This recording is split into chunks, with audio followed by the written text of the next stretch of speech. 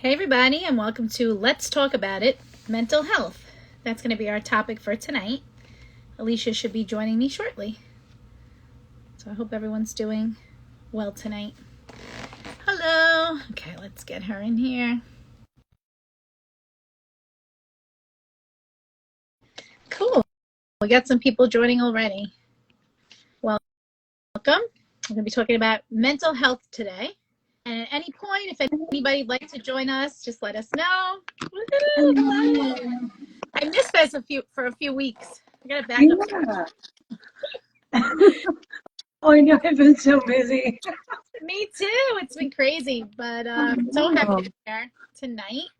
Yeah, me too. Such a good topic. This is a very broad topic, right? Mental health, but we will be speaking as it relates to cancer, but we're open to, anywhere it takes us. So if anybody'd like to join in, comment in the chat, even join us at some point, that'd be really cool. If you want to join us on camera live, you could just let us know in the chat. And we'll get into it. So again, it's the topic is let's talk about it, mental health. Yeah.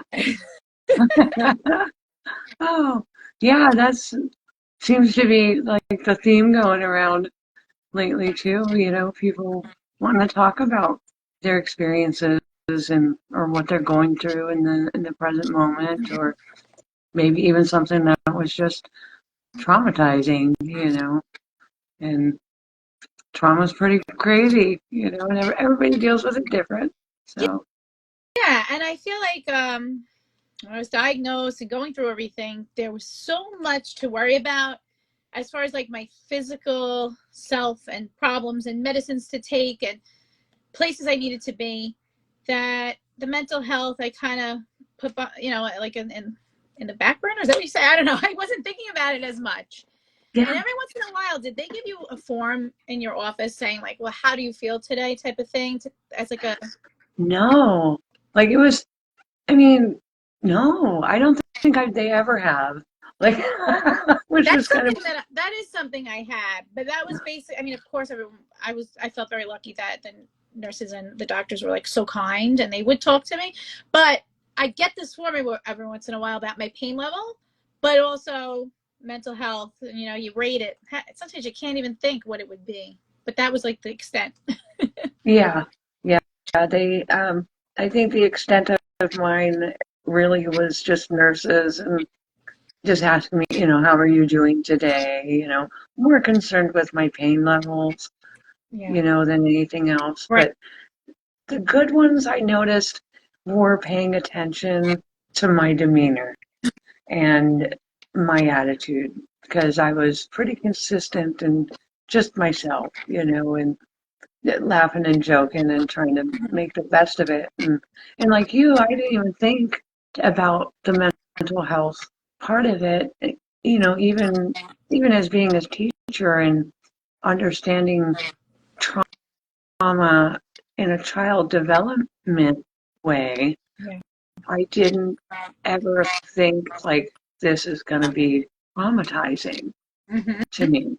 Right. And yeah, and so it was kind of like, I don't know, if I wouldn't have spoke out, and I don't think, because it was 20 some years ago when I first went through it, and I'm not sure if I would have got the help that I needed at the time. So like I think speaking up too is a big thing, which is hard because it's humbling, Right. to admit like I don't feel like I'm thinking right, or like I know at one point I felt kind of crazy, like why am I thinking this or that, and Yes. not everybody wants to face that. It's an uncomfortable Yeah. feeling. Definitely had those feelings. Like if I say this out loud, now it's gonna be real. Whereas maybe Hmm. and this isn't happening. Oh, maybe it's not a big deal type of thing. So I Yeah. definitely know what you mean. Like even to my own family members, and then like once I started saying it, I'm like, okay, now I'm crying. Now it's real now. So Right. Yeah. And going into it, I had such a good attitude about it. It was like, yeah, this is terrifying, but I knew it was something out of my control. So it yes. was like, well, I gotta go with the flow, kind of thing. And Mm-hmm. I do remember my mom asking me, like, are you scared? Mm-hmm. And I remember just kind of thinking about it for a second, and I was like, well, kind of, but no, because I don't feel like I was put on this earth to leave my child behind. Like, that was my thought process, and I kind of just leaned into that. And I remember her just being kind of blown away, like, wow, you're not scared, because I'm sure she was like, oh my gosh, I don't know what I do, kind of thing, Yeah. and yeah, I put on a pretty brave face, and it was pretty dang genuine, Mhm. and then when it did hit me, it really hit me out of the blue. Same for me. Yeah. Yeah. I was just thinking, like, when I know we had been talking about like the beginning of it, the middle, the end. There's all these different feelings, and it's like a roller coaster. But even like in that diagnosis phase, I had like a mini roller coaster because I was feeling like all those kinds of maybe some negative feelings in the very beginning. Like, what's going to happen? Is this the end for me? I felt that right away before I knew exactly what was wrong, but that it was leaning towards cancer. But then once I met my oncologist and she reassured me, I felt like this peace. And like you're saying, like this, like, okay, let's go. I'm going to do this. I'm going to listen to everything I need to do. I was calm for so long and I just did everything step by step. And that was like, I focused my energy on that. And then it was like after that, I was like, okay, wait. Yeah. Yeah. Yeah. It was definitely like, I think, because I ended up having like 3 surgeries altogether on my head and neck. And it wasn't like the first two were 15-hour microscopic surgeries. And so, it's pretty intense and it's a lot. And you're kind of just like out of it for a while, and you're just like, oh, and you're just like, I want to rest and sleep. At least I wanted to rest and sleep and just kind of recover, and because it was really intense, and I, it wasn't until like halfway through my hospital stay, my second surgery, Mm-hmm. that I just kind of started asking, like, the emotions and thoughts Mm-hmm. and questions started to flood my mind, Yeah. like why, and just anything my brain could come up with to try to. And I think it was just like a trauma response, Mm-hmm. like, I Definitely. don't understand what's happening. I'm trying to grasp onto anything that might explain why, why this is happening to me. Yeah. That didn't lead down a very good, you know, Mm-hmm. rabbit hole, so to speak. And Yeah. uh, I was like, I need someone to talk to, you know. Yeah. I think I hear it a lot on my page, in the comments. People will say the same thing. It's like a delayed reaction. So I guess that is normal or popular, some like feelings that people have. I guess with any kind of trauma. But mine was like very physical, where I was like anxiety that I was always a nervous type of person, but like it was good, positive energy. Like I take a test, I get like all like nervous for it, but then I get the test and I do well. Like that's just how I am. I overthink. We both say we overthink. Yeah. And with this, it was the first time I felt like real anxiety and panic attacks, and I didn't know what I was feeling. I'm like, what is this feeling? Why do I feel weird? Why do I feel like I'm gonna pass out? Why do I feel this feeling in my stomach that's tingling? I don't know. And the Yeah. other crazy thing is, it happened to several of my family members too at different points, that they had the anxiety delayed after what we just went through. And we kind of got through all that together at different times. It Yeah. affects so many people. Yeah. It really does affect everybody different, like the caretakers, those who caretake someone who's going through cancer, like, they're going to go through their own uh, and mental health thing, whether it's fear or doubt or just being just simply overwhelmed. that was something I know I dealt with, was this feeling of just being very, very, very overwhelmed with things that were like out of my control. And Yes. yeah, it was just like, and like you, I also dealt with panic attacks, which I never experienced before. And to be honest, I had heard about them, but I was like, I don't think they're real. Hmm. Like in my mind, like I knew what anxiety was, and all of that. I had experienced that before, like stage fright, getting on stage and, doing a play or whatever, or doing karaoke, but never a panic attack. I thought, I don't know if those are real, you know, and until I had one. Right. And I didn't know what was happening. I was like, am I dying? Am I having a heart attack? Like, Hmm. oh my gosh, Yeah. what is happening here? And it was such a wild experience because I'm in the car and I'm like, I can't let go of the steering wheel. I'm white knuckled, Yeah. just, and I'm hyperventilating. And my friend's like, what's wrong with you? And I'm like, I don't know. I had no I clue. know. And it's like, I had passed out during treatment one time and had to go to the hospital, get checked and everything, and it ended up being all right. But I think the panic attack, I'd start feeling like a little bit dizzy from it, and I would think, am I going to pass out? And I know my sister had done like a little bit of research about it and found something that said like, you're not going to pass out. It's actually the opposite because of the adrenaline pumping. Like that's not going to happen, even though you might feel like that. And in my mind, I'm like, okay, scientifically this makes sense, even though I feel so horrible and I'm scared. If I know Yeah, that I'm most likely not going to pass out because that's not what's happening biologically, that helped me to understand what was going on with my body. But it was like I said, I was always kind of like this high energy person before, but also a control freak. And not only did I lose control during treatment, but then this, like the anxiety, I couldn't control when it was coming on. And I wanted to control it so bad. And I think like eventually I learned how to deal with it. I think you just put a filter on for a second. But you know. I I dealt with it. I still to this day, like every once in a while, it's very rare it could happen. And I think mine is like triggered by discomfort. Like if I'm very hot somewhere, I get like nervous about. I think it's probably bringing back my feelings when I was going through it and I was so sick. And like I kind of learned to deal with it.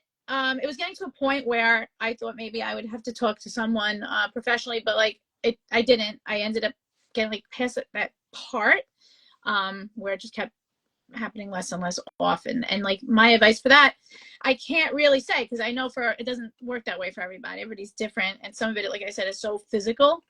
Um, I was just trying different like breathing techniques or just like grounding techniques. Like I've mentioned this before, like looking around the room and trying to find certain things Yeah, and center yeah, myself. And but it's just like really crazy. And I guess our bodies were like when you're going through it, you're in fight or flight, and you're just going, and it's the aftermath. That's probably why that happens. And I see some people in the comments. Thank you for being here. People are relating to what we're saying. And again, if anybody wants to like join us at some point, um, but yes. yeah, PTSD. PTSD too. Yes. And I just It was, remember at my hospital also, they did say like I think there were like signs about support groups, but I was so tired and feeling sick. I couldn't imagine attending anything in person at the time. I didn't have this Instagram, which if I had this, I think it would have been very helpful. But I did go on like some Facebook groups I remember here and there. There's like a lymphoma club. I don't know if anyone is ever in that, but that helped. It always helped talking to someone who went through it. yeah, yeah. I had to learn a lot of coping skills. Like that was super helpful. Like the grounding techniques and looking around the room and focusing on something and being able to Yeah. block everything else out. And uh, that was super helpful. Um, but I eventually just ended up having to turn to medication for a while. Like How that did was you like know what kind of doctor to see, or what did you do for that? In case anybody. Um, I reached out to a psychiatrist, like when I was in the hospital, and I said, "Hey, like I need someone to talk to." Yeah. And I was, you know, I had heard about depression and things like that, but I really didn't know too much about like adult mental health. And I just knew like I'm not thinking the way I normally do. Yeah. And so when I spoke with him and I told him like this is what I'm feeling, this is what I'm thinking and why, and he was so nice. He just told me, you know, Aliesha, I everything you're feeling is absolutely normal. Right. And I would be worried if you weren't feeling those things. Yes. And that in itself was so comforting, Of course. you know, and I kind of was like, oh, okay, I'm not losing my mind, you Mm-hmm. know. Mm-hmm. Yeah, Yeah. that's great. And like in the comments, that's Amanda, I think, right? So she said, it's okay that you need the medication and we should normalize getting help. Of course, yes. Yeah. Strongly encourage people to, if you think you need Yeah.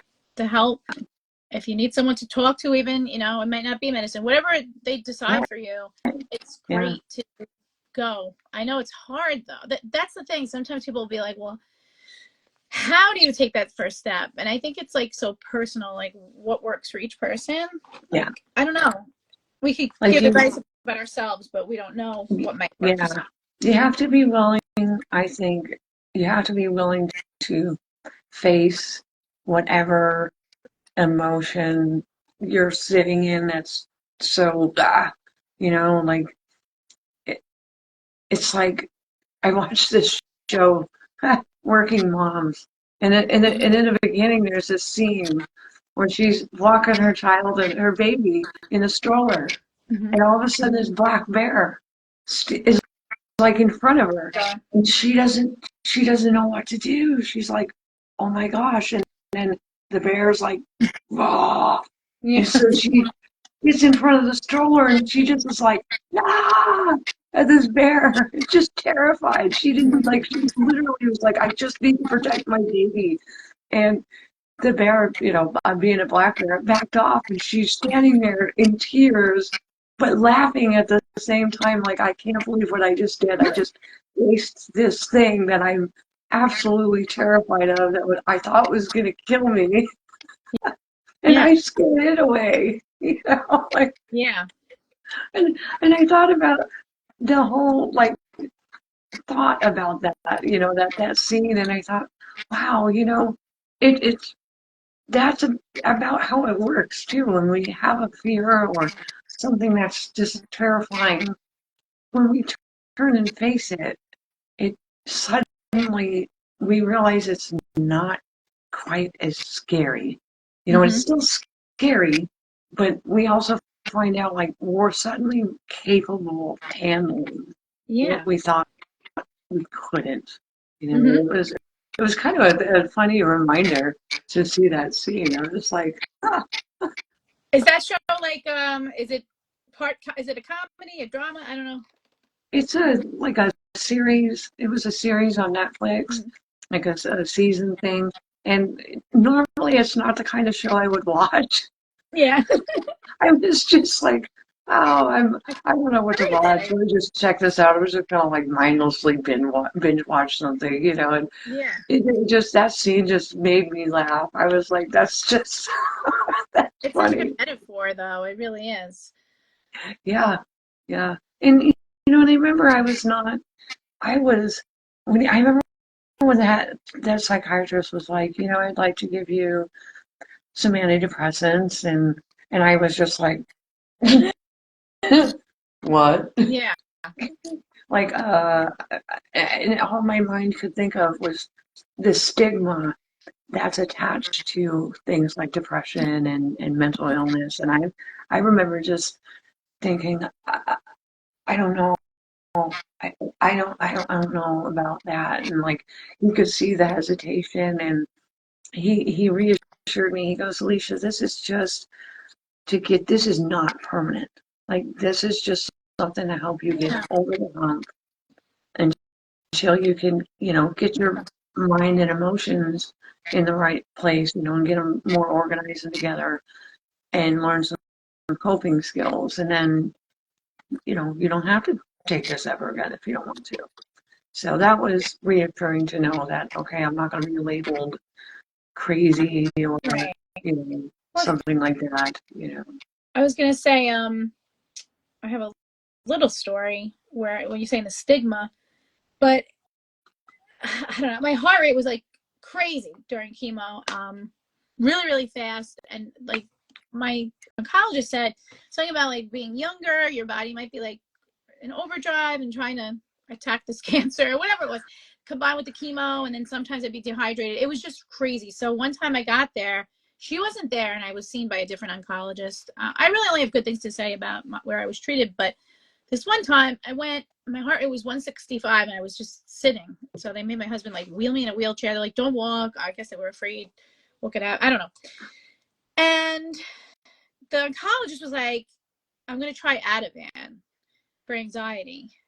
And I immediately was like, great. Like, so you just think this is like in my head or something, or like causing this, like you're blaming me, or I don't know. But it felt so different than anything I had felt. And I was like, fine. I mean, what am I going to do? I wanted relief. And I took it. It did help like slightly, but not really. And then he said, well, like, I mean, he was trying all different things, but they said, they just gave me like tons of fluids. I stayed there for a while. And eventually like it came down, but it was high like the whole time, and I had to see a cardiologist and take some medicine. But I remember thinking like, of being like annoyed that number one, they're saying it's or this guy was saying it was like anxiety or something, or that I would have to take medication, another medicine. I'm like, kidding me? So when it wasn't real, like he was like, I guess it's not that, I was kind of like happy. But it was also scary with the heart, but eventually like all corrected itself.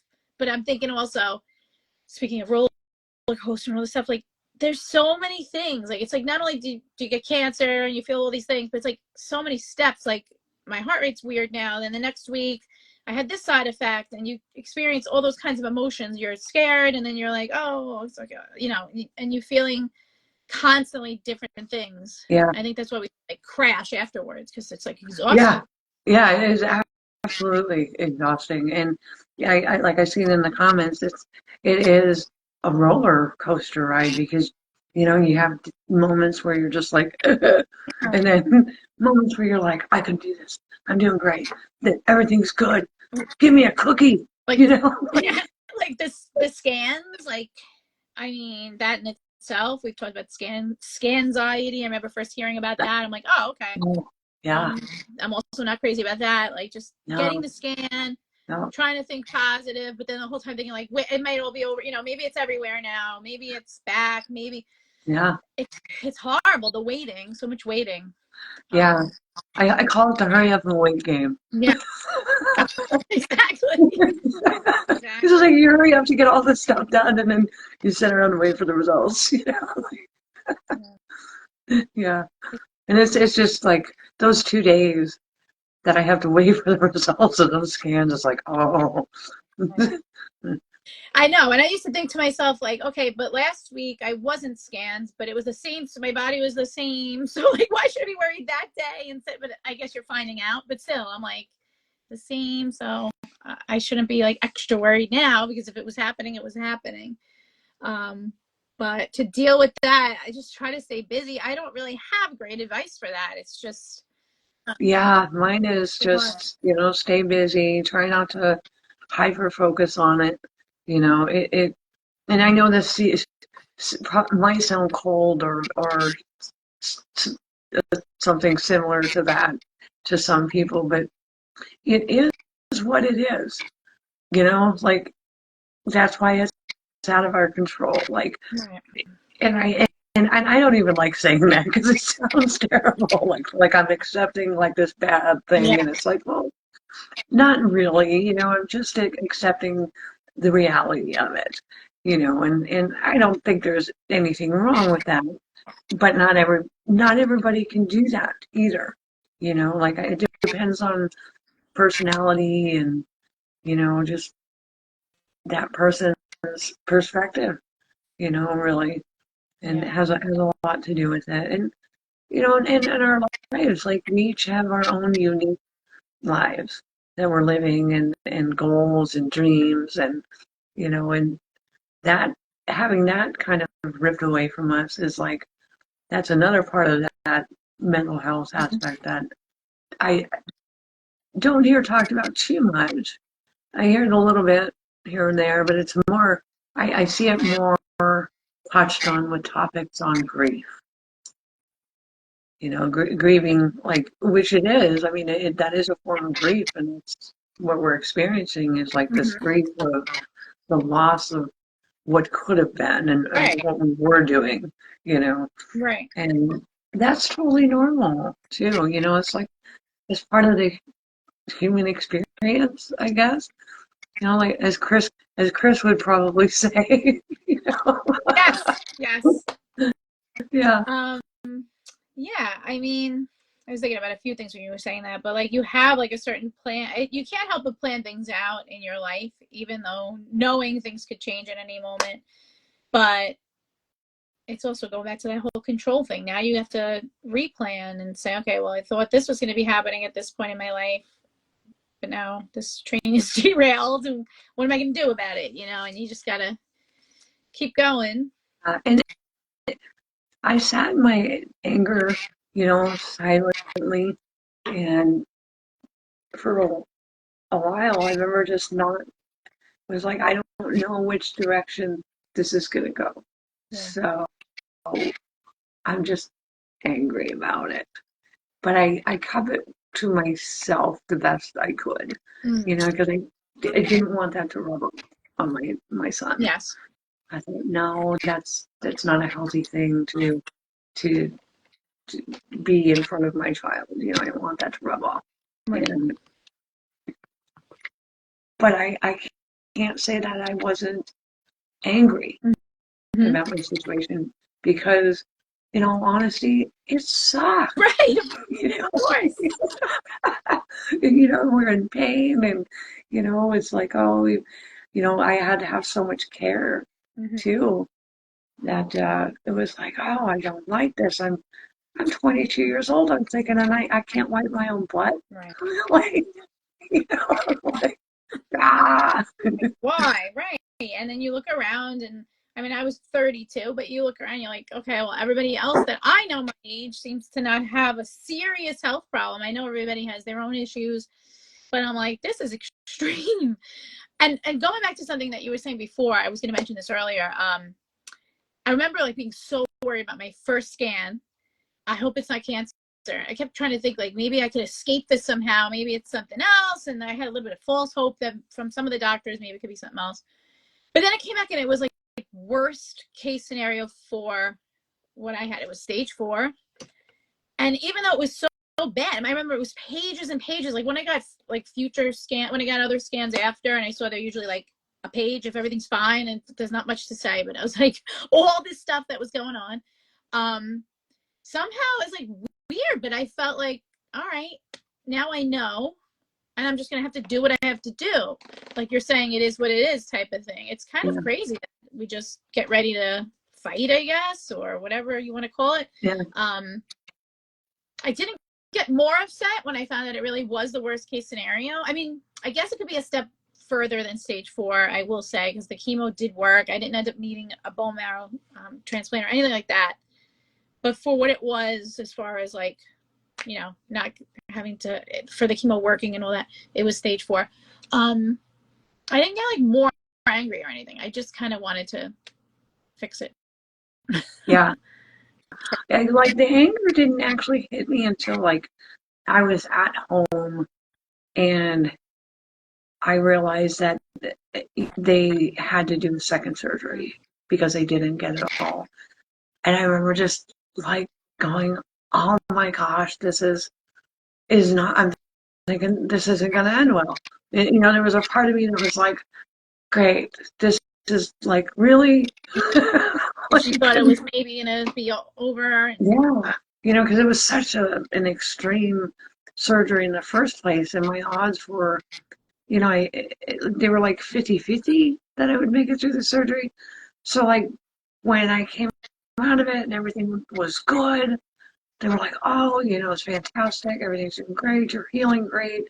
You did so well because you were so healthy and you were so physically fit, in your age and all of this. And I go home and everything's great. And then one of the incision sites just wouldn't heal, and that's when they were like, they waited for like a month hoping that it would heal and that they were wrong. But once that 4 weeks came, they were like, we got to go back in. Hmm. And it was like, that was kind of like when the anger hit me. Yeah, I don't blame you at all. Yeah. And it was just like, oh, for real? Like, oh my gosh. And I was thinking, I didn't, and I didn't even ask. I thought, I don't even want to know. I'm so freaked out right now. I don't want to know my odds. Which was weird because normally in every other situation, I always wanted to know my odds. What are my odds?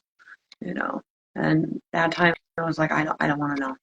Like, let's just do this and get it over with.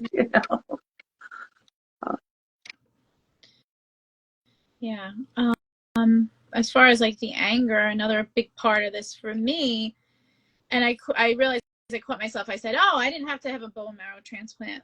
I think I do that sometimes. Like I think sometimes I make a video and I think, should I be talking about this? It's been a lot of years for me since I had cancer. Maybe people think I'm talking about it too much. I should just stop. Maybe I'm annoying people, mostly people that I know in real life. I think we do that. We compare even within the cancer world. Maybe mine wasn't as bad as some others, and I shouldn't be complaining at all. Should we be happy and relieved that we're here rather than upset that it happened? But I really think it's okay and healthy to feel all these things. Yeah. But yeah. I have been judged. I've said it many times by people I know.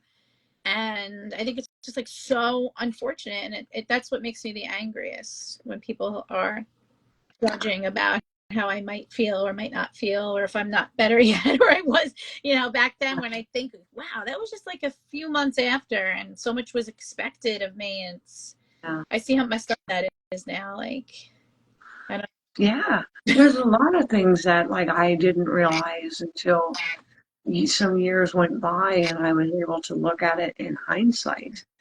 I can see why they say hindsight's 2020, because you can see things so much clearer when you're looking back at it, because you're outside of the situation suddenly, Right. and you can see it more fully. And yeah, I remember looking back and going, wow, that was pretty messed up, or wow, that was intense, or wow, I don't know how I did that. Like, whoa, like, and sometimes, like you said, some people, like, I kind of quit talking about it too a lot for many, many years because I was afraid people would be like, oh, just like get over it, live your life. And it's like, well, if I'm talking about it, if my mind brings it up, then obviously there's something about that memory that my brain still needs to process through.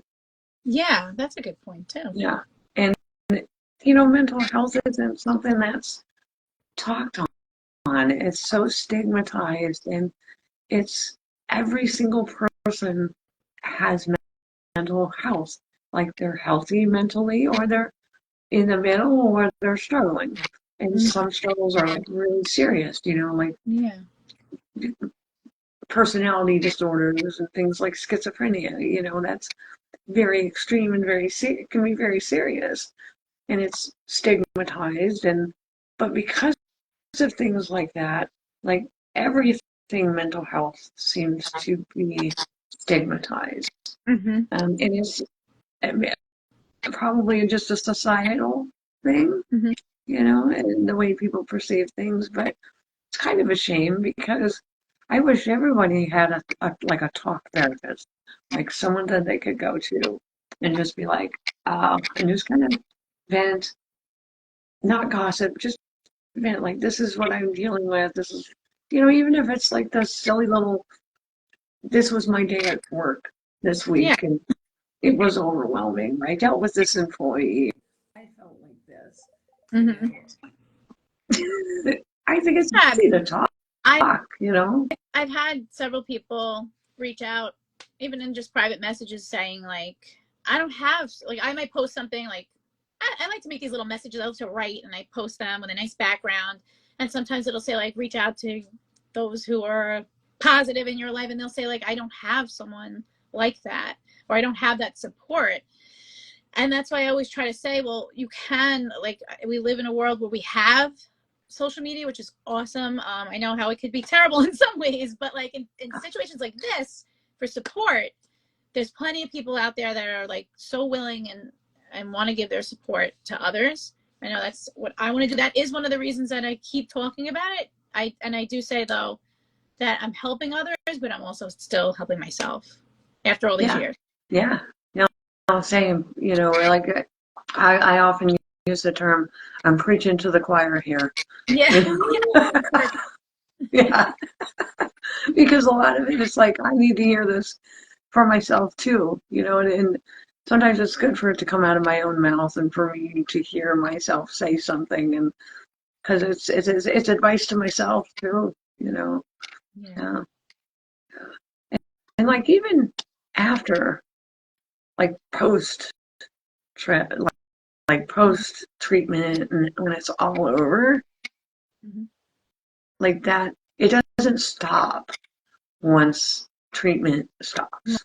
Like Right. at least my brain just kept thinking about it, you know, as much as I tried not to. And I don't know, like, you think you just move on and move forward, you know, and be in the present. And it was, I had to use every skill I had learned in my toolbox to be able to do that. You know, like every single one of them I had to use to be able to do that. And it wasn't something that I could do constantly. Right. You know, it was like there were going to be days where I was just like, ugh, Yes. you know, just having a bad day, you know. And then other days where it was like, whoa, I didn't do anything, you know. Like, yeah, I'm gonna bring up COVID. I don't like to bring it up, or so parts of the things that aggravated me a little during COVID could get political. So I don't want to go too far there, but I just remember that it was like the beginning of COVID. People were skeptical, fine, but how people like made a big deal about wearing a mask. I don't want to talk about like how long they were worn, blah blah blah. But I just laughed to myself thinking like all the things that I had to do, and your average person already can't take it, like, or even just being quarantined, yeah, it's only been a few days, and to see some people who I considered friends, and just lots of posts about like, oh my god, I just want to resume my normal routine, let's just even say that. And I think about, it was like prison. I was thinking about this earlier, not being able, I was so isolated because I had such a highly aggressive chemo. I know not every chemo is like that, some people can work during it. Mine was crazy. I was hospitalized 5 days at a time. And I just think like, wow, I got through that, and it was terrible, like how the length of it, the patience I had to have. When I see like most people don't want to do it, but the difference is it was a choice. yeah, And you know, it was my life, and many people didn't see it as that, I guess, for COVID. yeah, But there were just some kind of like terrible things going around that upset me, because I didn't even know like if it was safe as a survivor.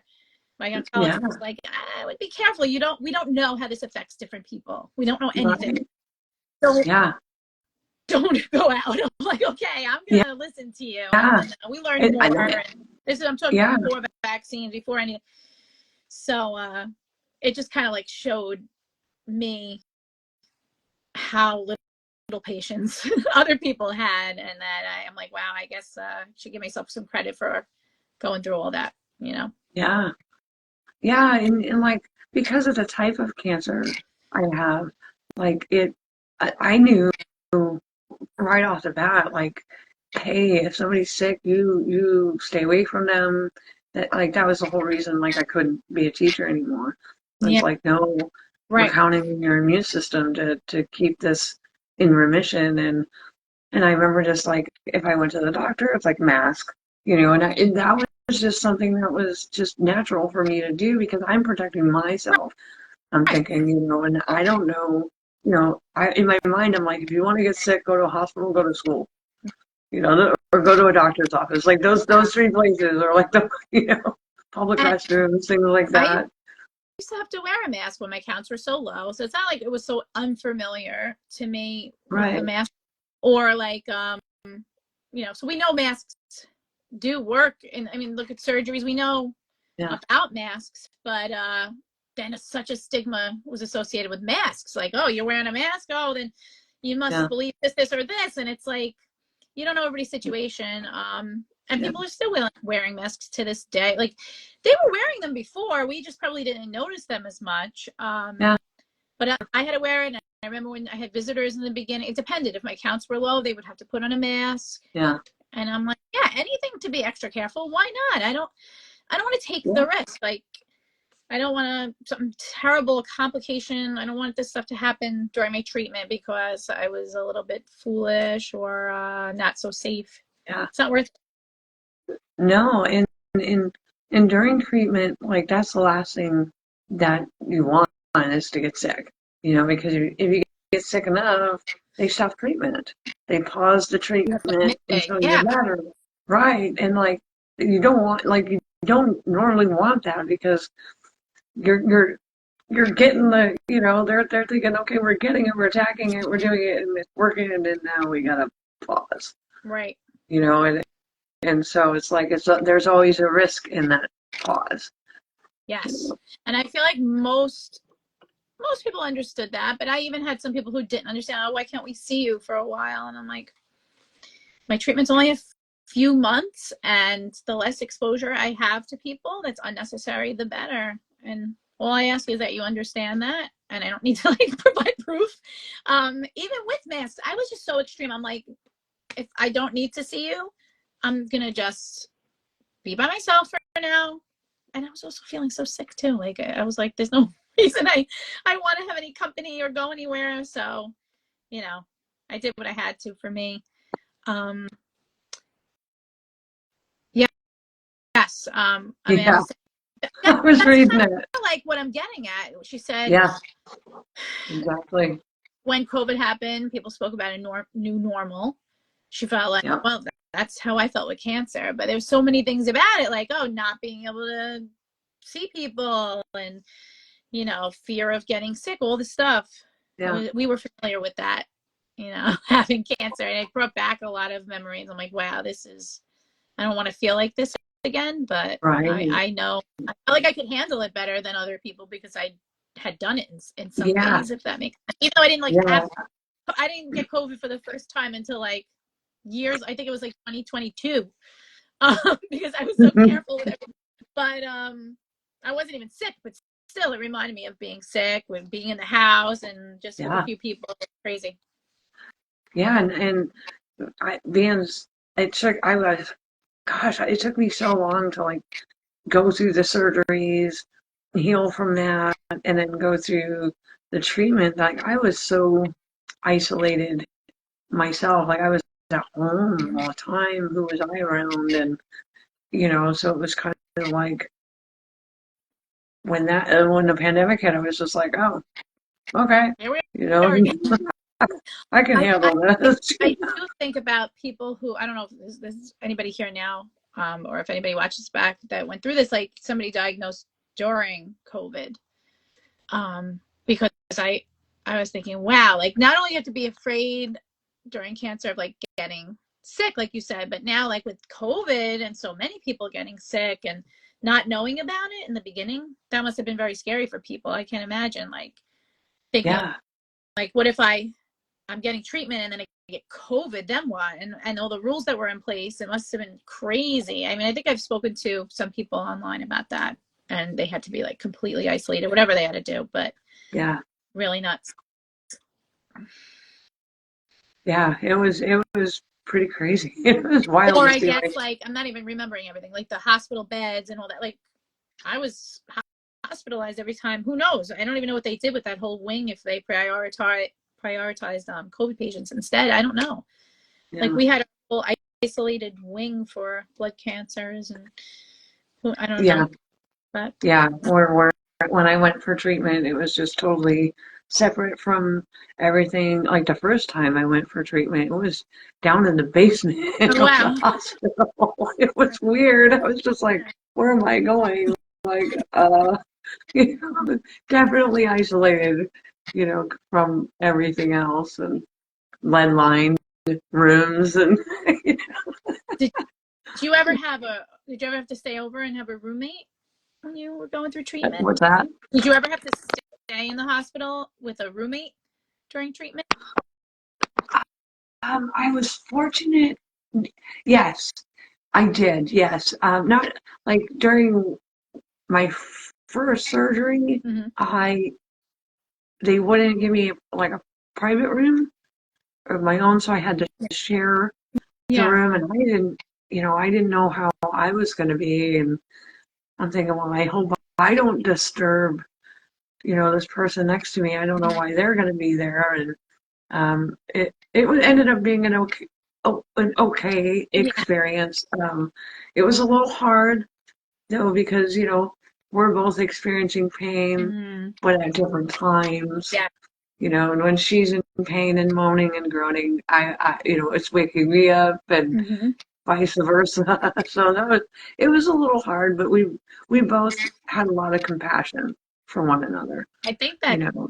naturally happens because every time I stayed, I had a roommate, and sometimes it was like overlapping. So like somebody would leave and someone would come in during the 5 days, and at first Yeah. I was completely against it, but by the end I'd see some of the same people. I guess we're on a similar schedule, and I made like some good friends that way. But like they were right there, and that's like a whole other part when we're talking about mental health. Like you're like, I have cancer, it's bad enough. I have to get this treatment. I'm gonna be uncomfortable. I'm scared. But now I have to be social, or I can ignore them, but I don't want to look, or act mean. Right. It's just a whole, and it's like you can't really avoid them because you're sharing a bathroom. They're Yeah. right there. Their doctors are coming in, like you're saying, like, okay, you have to get weighed now. An hour later, they are. Then who's taking blood? Yeah. So you're bound to talk. And Yeah. I'm a social person, so like, I Yeah. fine. I'm used to talking to Yeah. the people, but I'm like, I'm not used to this either. I think I told you once before, like, I didn't go to way Yeah. college. I'm like, now all of a sudden I'm dealing with roommates. What is this? This is not what I thought cancer was. I didn't really know a lot Yeah. about cancer at all. No, I did. Yeah, I didn't either, and it's been a learning experience since diagnosis when it comes to cancer, and which is okay. I love learning, so it's Me like, too. oh, okay. I'm glad I love to learn because like there's a lot to learn here, And and that's yeah, another thing. I want to know everything, but I yeah, know that people who want to know nothing. I think yeah, and they don't, and they choose. That's okay. They right. are like, I can't handle knowing that. It's like, Which okay, has saved me. Don't tell me about it yeah, though. But I wanted to know, why are you doing this? What does this mean? yeah, I think I was intrigued too. Like, wow, like it's pretty amazing that this can work like this. Like I used to always yeah, say that in college, just like, how do you know that it's going to be this much? It was so many different drugs, and how do you know that it's this, and this amount of this? I know some of it went by weight, but still, on this many days, like, why not an extra day or a day less? Why is it this many days? And yeah, I guess it was just so many years of testing or whatever, and this was the best day. yeah, But yeah. and it's fascinating. Trial and error in the Mhm. past, they learn, and yeah, Yeah, like the whole scientific method thing, you try and, oh, well, that didn't work. Okay, let's try it this way, yeah. and kind of like I don't know if you ever seen the documentary about the woman who discovered um, radium, Mm-hmm. if I remember right, and that's what we use Yeah. for like X-rays, and like that transformed the whole medical world. And her and her husband died. They were a French couple, and they died. Like they didn't realize how dangerous this was, and like they would sleep with a vial of it. You know, like, this is our thing. We discovered this, and they were so proud, and they didn't realize that it was making them Yeah. deathly sick. And until they eventually died of it, and it's like, wow, that's how that was discovered, and how all this medical advances has gotten to where it's gotten. That's wild. Wow. And It's uh, wow. I know It's when I went to my first radiation treatment, I had to tap into resources, which was extremely humbling. I'll use that's a very good word for it. Very humbling because I had to reach out to the patient advocate at the hospital and tell them I am 3 hours away. I live 3 hours from here. I don't have someone to drive me every single day, right. 5 days a week for 7 weeks. Here, I don't. How am I supposed to do this? Mm-hmm. How do I how do I get my treatment if I don't have a place to stay Oh, so what did they here? do something for you? They did that. The hospital at the time was Barnes Jewish Hospital in St. Louis, Missouri, and I didn't know anybody in St. Louis, and I just thought, well, I don't. I literally just was just honest and was just like, I don't know what to do. You're saying that this is when my treatment starts, but I don't know how to. I don't have any place to stay, And they were like, okay, okay, and they were like, well, do you do work? And I'm like, do I look like I'm working? Right.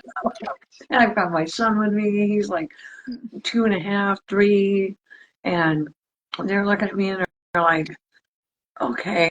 And she's got on her computer and turns around. She was on it for about 5 minutes, and then hands me a card and says, "We own a hostel. The hospital owns a hostel that's for patients and their caregivers, for like outpatient things, or like when someone's having an organ transplant and their family needs a place to stay. Um, we're gonna we're gonna waive the fee, Oh my and God. you can stay there for free." Yeah, and it was kind of a little odd because you had to do chores. It's like you had to Oh, kind of earn your keep. Yeah, you had to clean up after yourself, really? and like you had one chore a day you had to do, and it rotated. So nobody had like just the same redundant thing that they were doing, and I thought, well, that's kind of cool. And it was simple things like vacuum the carpet in the hallway, or clean that one bathroom, or wiped everything down in the kitchen, and which was always clean Yeah. anyway, and so it was like, okay, this isn't too bad. I can handle this. Yeah. So, I mean, I've spoken to some people about this too. I know every treatment center and hospital is different, but I think if you do reach out to the patient advocate, there are things like this. It might vary, but Yeah, I've heard stories of people getting help. I've heard people say like, I just need help. Sometimes it's money. Sometimes it's just like, I just need to go shopping and I don't know what to do. Like, I can't get there. I'm so sick. I mean, I guess there's more things available nowadays, like Instacart and DoorDash, but I know it's expensive. But still, I think if you need like a ride to treatment, there's probably, maybe they get you an Access-a-Ride. And I think a lot of places have these options. So can't hurt to ask, yeah. I guess I would say. They really do. They have. I know the treatments or the cancer center I go to now, um, in the north end of my state. They have their own, and it's not really like it's not called a hostel. I forget the name of it, but they have their own building that's free. It's free for patients and their caregiver to Wow. stay during treatment or during a surgery or whatnot. And of course, it fills up real quick Mm-hmm. because a lot of people that are going through it are struggling. Yeah. They're having to travel, and that in itself costs a lot of money, and eating out. When you're at the hospital, it's like, Right. well, how am I going to cook?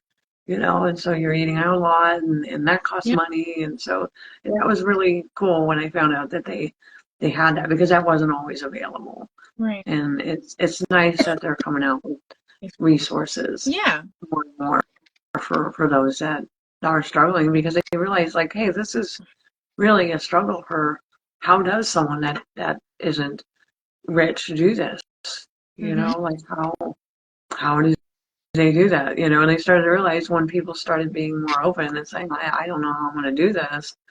Hey, we need to provide some help out here for people who are struggling with getting, things like treatment and Mm-hmm. things like that.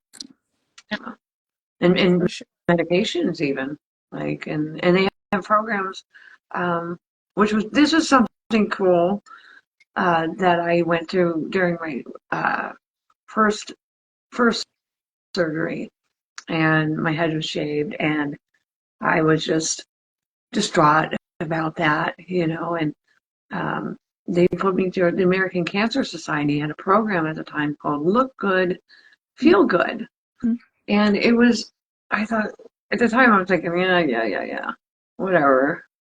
Mm-hmm. Kind of like, I don't know, like, I just kind of like just brushed the idea off. But I went to it anyway. They were like, hey, you can get it, we'll give you a wig, and, we'll show you how to put makeup on, and cover your scars, and things like that, if you don't know how. And I'm like, okay, well, I'm thinking, well, I could use the wig, that would be Yeah. nice. And so I went, and it was really fascinating, because there really is something to, when you look in a mirror and you feel like you look good, Yes. you feel better. You genuinely feel better. And like, for mental health, it actually works.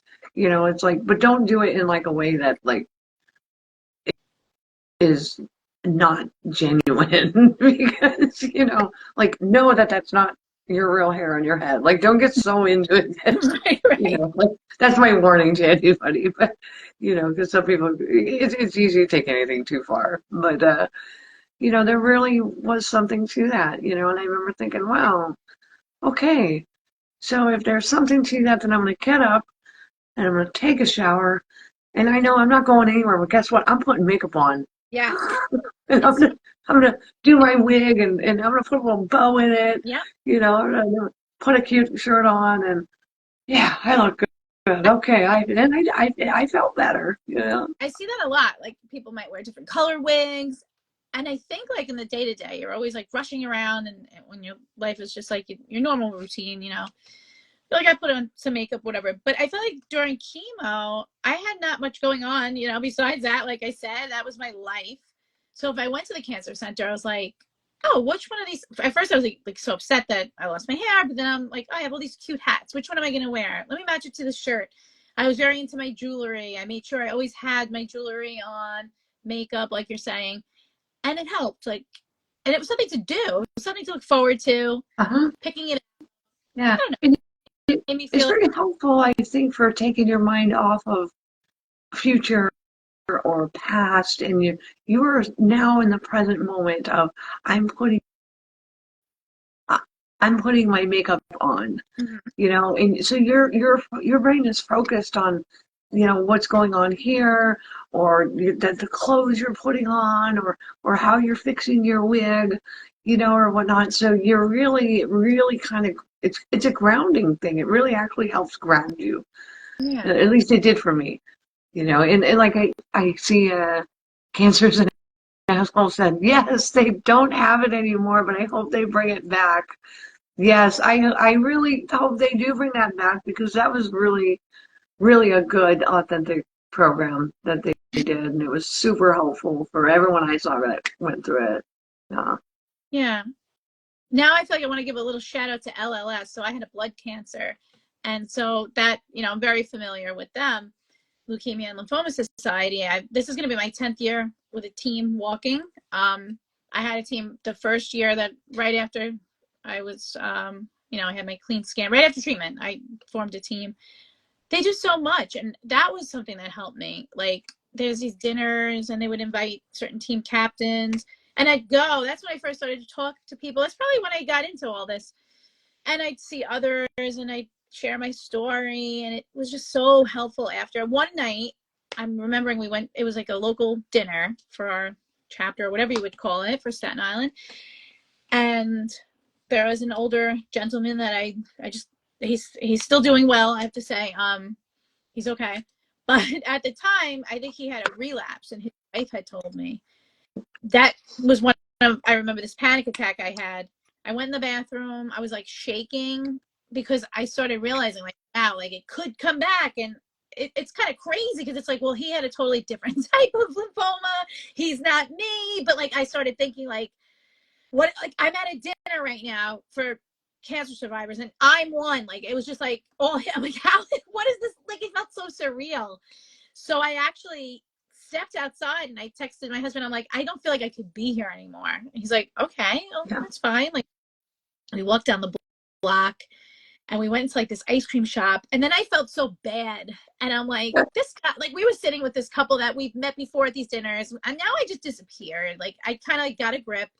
And I'm like, no, I need to go back for the sake of him. He's going to be okay. And by the way, like I said, he is. I see him at the walks and stuff. But posed myself. And I remember I was thinking, like, should I go back? I think I called my mom. I was like crying. I went through this whole thing. And I went back. And I'm like so happy that I fought through it. I went back. And then I think I even opened up to his wife a little bit. And I said, this is kind of selfish of me to be saying that, like, I'm upset because of what's happening to you, but she totally got it. Nice. I'm so glad I came back, and we enjoyed the rest of the dinner. But all of those events, for me, I thought were like, they've always been so great to just be with another group of people that understands, that's going through it, that has these crazy feelings, and Yeah. So yeah, I think it's Society, LLS, whatever one. I don't know if you know any other ones for your time. Yeah, there's so many of them, and some come and go, and they pop up, and then they disappear, and then more come. And yeah, I think it's kind of like nobody's mastered the art of it yet, but there's a lot of people trying, and I kudos to them, because we could use all of it, And even that, I've had people say, like, oh, the money's not all going to research. But if you look it up, you can look up the stats, and a large portion does. But it's not even about that so much, like, as far as mental health, like, that's a huge part of it. Any money going to research, great. But just the fact that there's like community events and these walks and these places where you can go and find other people going through similar things. Yeah. And they're often free too. Yeah. Like those That's the thing. They're all for free. Yeah. And you get to make those connections. You feel honored, like someone's recognizing what I went through and the struggle, and I often speak at those events and stuff. So I like that too. That really helps me. Yeah. And I know that every time I went to like a thing where there's other cancer patients, I feel so much more normal. Yeah. Than I do out in the general public. Yeah. Like, there's a part of me that's like, they get me, because they're going through, yes, it's different, but it's similar enough that we all have this common understanding, and sometimes it's left unspoken, and then sometimes it's really spoken, and just people are like, oh, about it, and yeah.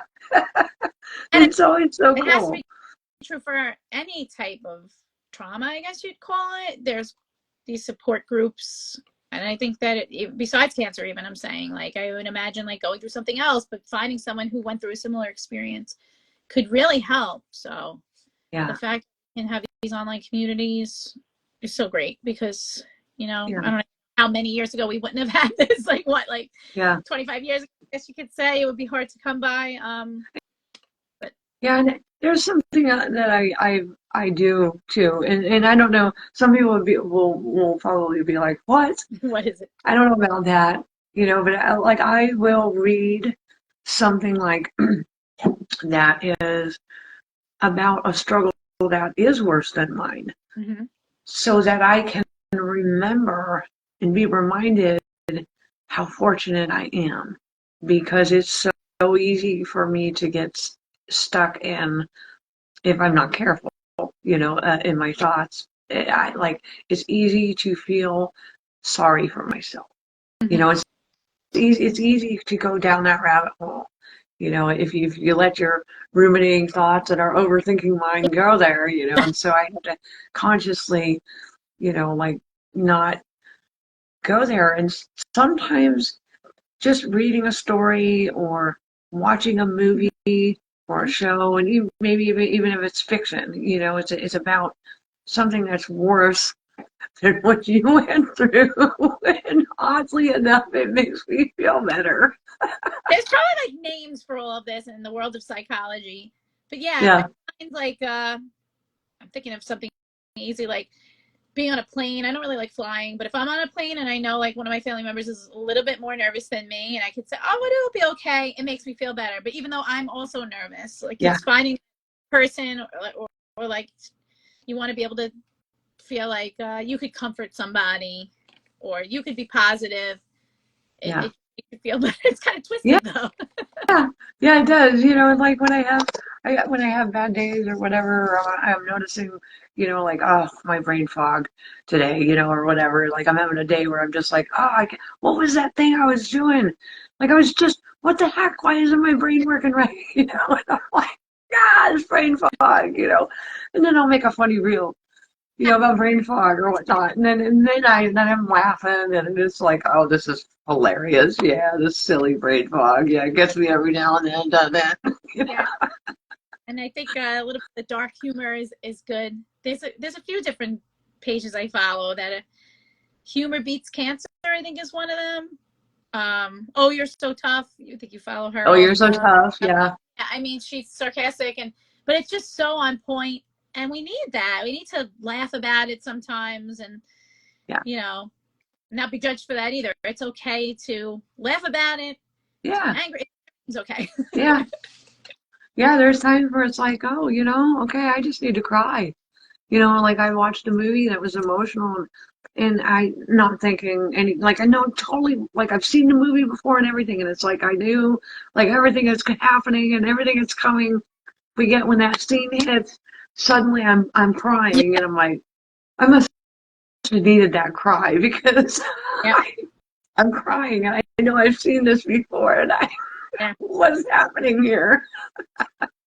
But yeah, it's healthy to just kind of let yourself just feel and just sit in it, but not like not don't sit in it in a bad way, but just like experience it and just know that it's gonna pass. You know, like that emotion is just temporary, unless you make it not right. temporary. You know, and yeah, Yeah.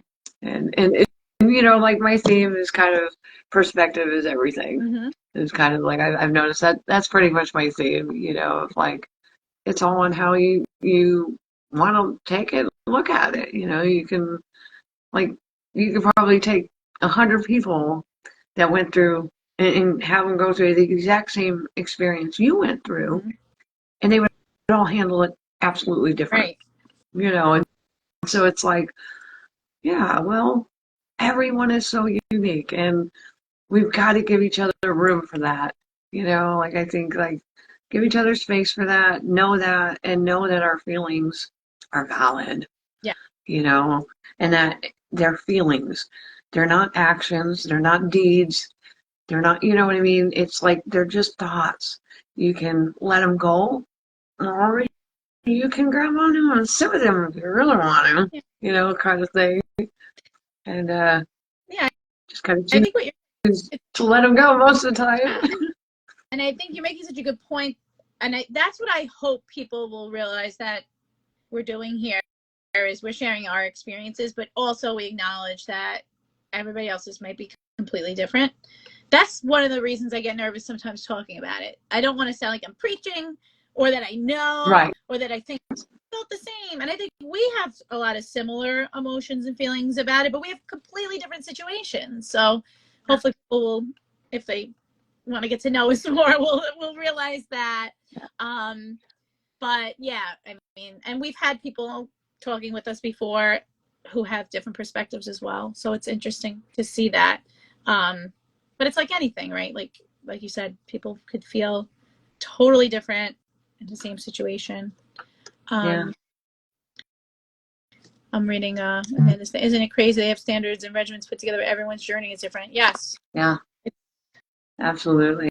And everybody's, who we are personality wise is we're all so unique and different, and that's going to determine a lot of how we respond to things, Well, then and I like, well, that's why you got this because you're so positive.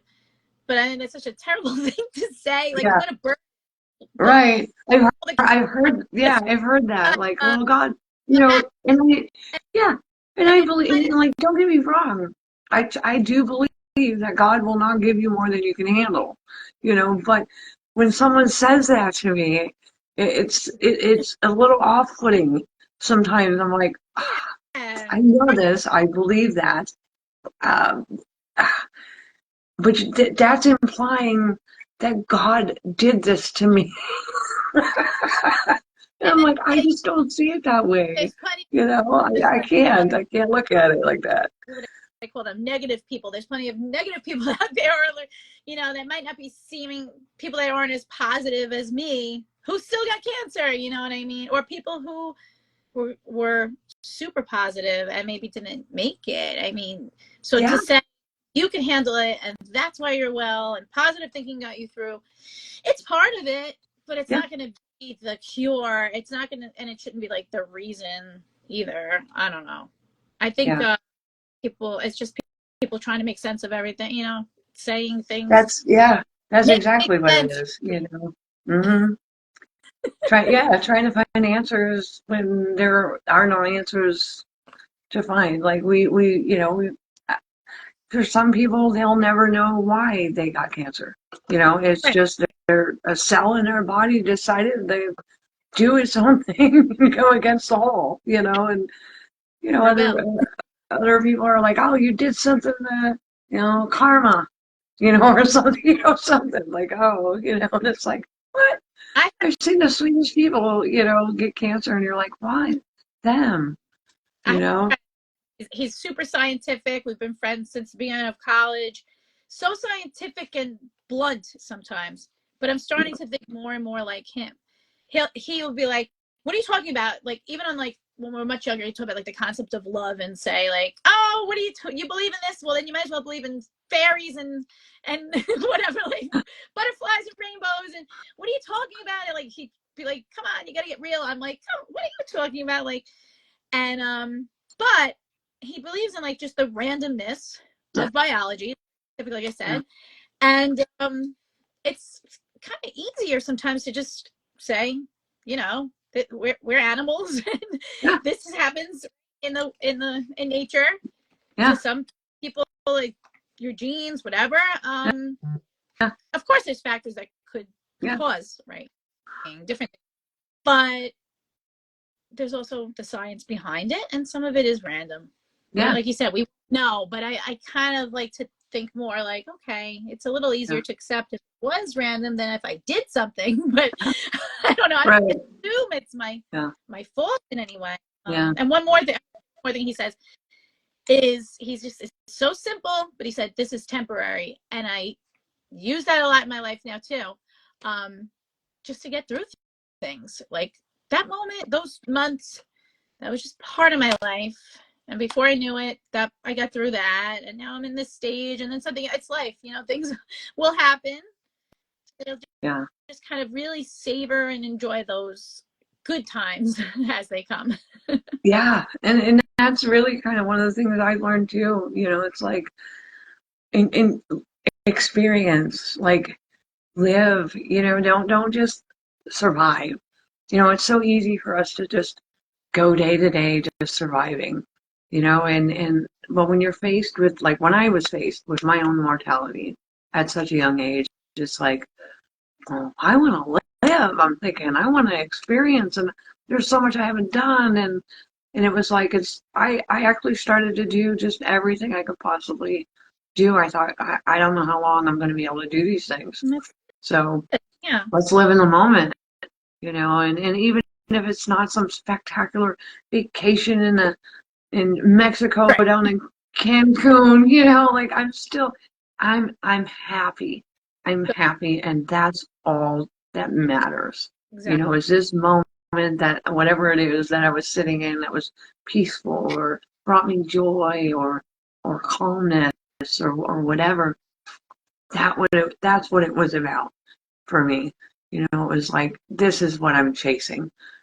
Not this permanent state of happiness, because that's not reality, and so it's like those are fleeting moments that come and go that you treasure, Yes. and so it was like, well, let's try and find as many of those as we can and have fun while we can, and that was such a healthy thing, I think, because I lived, I was living, and I don't know if I would have done that if I wouldn't have had that train of thought, and that way of thinking. Right.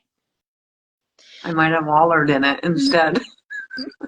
I think that you said that really well. It's like what I'm trying to say also about like the, how things are temporary, but that's why we should appreciate those happy moments too. Yeah. I see Tessa saying it's true. There are some people that it could be a personality thing or just a whole way of thinking that are more serious about the disease. They're never going to really want to say, oh, I want to look on the bright side. And that's okay too. I mean, Yeah. if they're happy within themselves with how they feel about it and accepting of it and not struggling, I think, hey, that's fine too. Yeah. Because, there's nothing Yeah. about cancer, but Yeah. I saw a movie, and I'm sure not every cancer patient could watch this movie. It's called My Sister's Keeper, there's a book, right? and Like I think it might have been a book. I haven't read the book, but I did watch the movie, mm-hmm. and that was an interesting movie. I have got to say, like that. Wow. Like, I don't want to spoil it for anybody who hasn't seen it. I will give a warning. It is a tearjerker, so What's like, be prepared for that. Hmm. but what's like the theme in general? Like it Um, really the theme was, it was about a cancer, a girl, a young girl that gets cancer. Um, I'll just leave it at that. And she has a sister, and it is just wow. I mean, it's really, it has such a twist and turn that I didn't see coming, and I'm really good at seeing things coming. yeah. It's like, oh yeah, I bet you this is going to happen, and sure it's going to be like it happens, and it had a plot twist I did not see coming, and I there's something about the character, the one with cancer, that is just phenomenally brave, what people would say would be brave, like people look at us and, oh, you're so brave, and, things like that. And it was so authentically, like, accepting. Mm. And I thought, wow, that is really something to chew on, like a thought to chew on, so to speak, for a while and just think about that, because I was like, that is such an interesting perspective that I thought I could only have had a perspective like that if I was in that situation, but to see that was like awe-inspiring. I was like, wow, okay, wow, I would have never thought to maybe look at things like this or like that, Yeah. and just change our perspective just ever so slightly can make such a difference. And I was like, good movie. Right. Good movie. Yeah, they have a club at my daughter's school that's called My Sister's Keeper, which I thought was interesting. So it must have something to do with the book or the movie or whatever. I don't know what they do. I make friendship bracelets. I don't know if that's part of it, but If I remember right, I think they had something like that. Yeah. related. Maybe they talk. I know it's like a group, like a club for girls, and I don't know what they do. Maybe they read the book, and I don't know. Yeah, I'm not sure. It was, I really, it wasn't like anything I thought it was going to be. I guarantee probably not every person, let alone a cancer patient, could handle watching that movie because it's controversial. I can't say it's not. Like it is, but it's such a good movie. Like I was just like, Now I'm wow. intrigued. Yeah. I know, and I would tell you all about it, but I'm like, I don't want to spoil it. I don't want to spoil it for others. Yeah. And we'll talk I'll, about it. I'll DM you. I'll DM you about it a little bit and give you a little bit more about it. Yeah. All right. Well, we went over the time because yeah, I couldn't help for myself. Like Oh. I did say it was fine, but I'm like, oh, it's okay. Um, yeah. If I don't know if anybody wants to say any last minute comments, but thank you for coming, and anybody who's watching this back too, thank you for watching.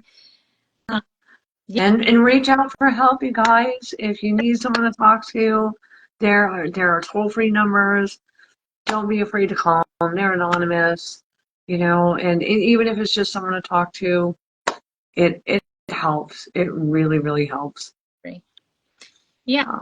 And I think I guess the common theme is that there's so many different emotions and feelings, and nothing's right or wrong.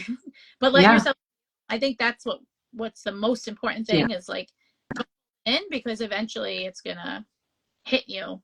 Yeah. So I wish I had like a warning like that, like maybe more check-ins. Even though like I said, I was so close to the nurses and doctors, like I don't know, something that would be more like based on psychology to see how I was feeling, so that I didn't have PTSD later on, and I would have been like dealing with it as I went, if that's even possible. I don't know. Maybe it doesn't work. Yeah. I had to. You are so welcome, East Coast Liz. Yeah. I think I saw that right. Yeah. Yeah.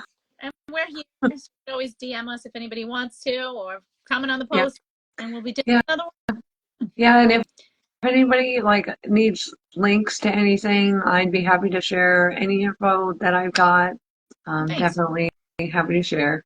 So yeah, and if you ideas, if you want to like be talking with us on here for a future one, just get in touch and we'll set something up. Yeah. Let us know. All right, this is great. All right, it was great. I loved it. It's been too long. We got to do it more often. Another one soon, for sure. Talk to you later then. Yeah. Bye. Bye, everyone.